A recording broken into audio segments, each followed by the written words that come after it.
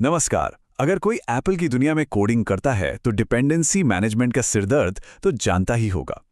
तो आज हम इसी पहेली को सुलझाएंगे और देखेंगे कि स्विफ्ट पैकेज मैनेजर यानी एसपीएम कैसे सब कुछ बदल रहा है।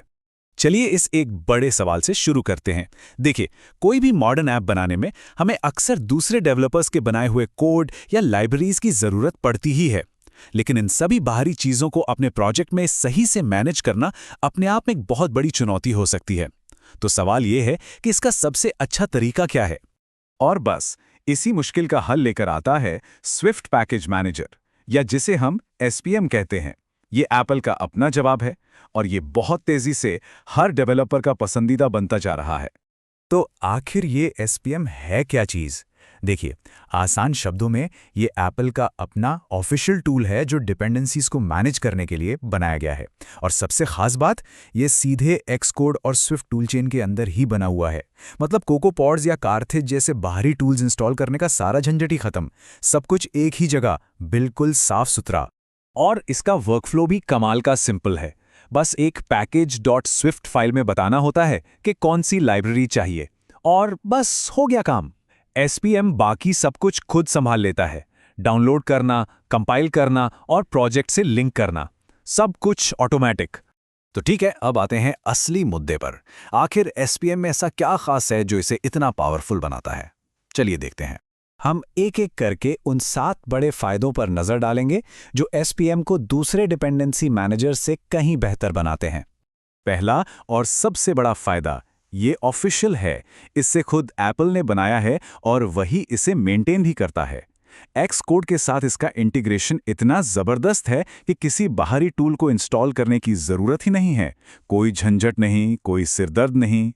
अब बात करते हैं स्पीड की। क्योंकि एसपीएम सीधे स्विफ्ट कंपाइलर से बात करता है, तो ये रॉकेट की तरह तेज है।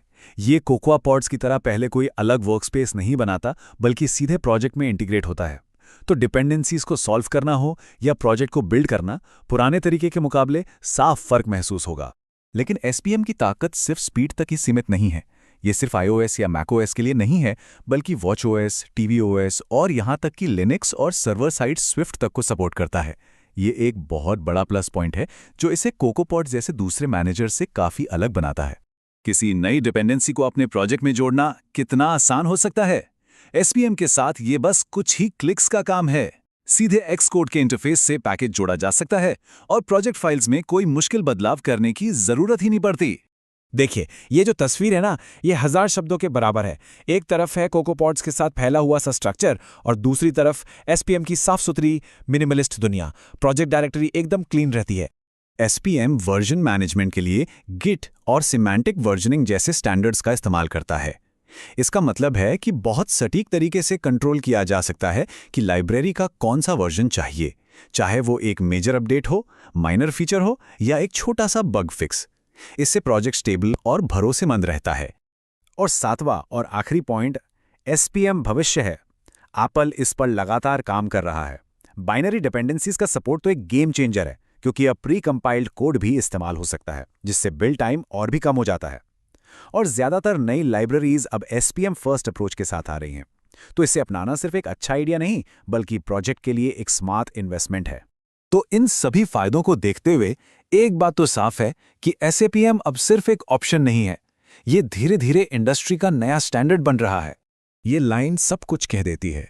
अब ये कोई चॉइस नहीं, बल्कि एक जरूरत बनती जा रही है।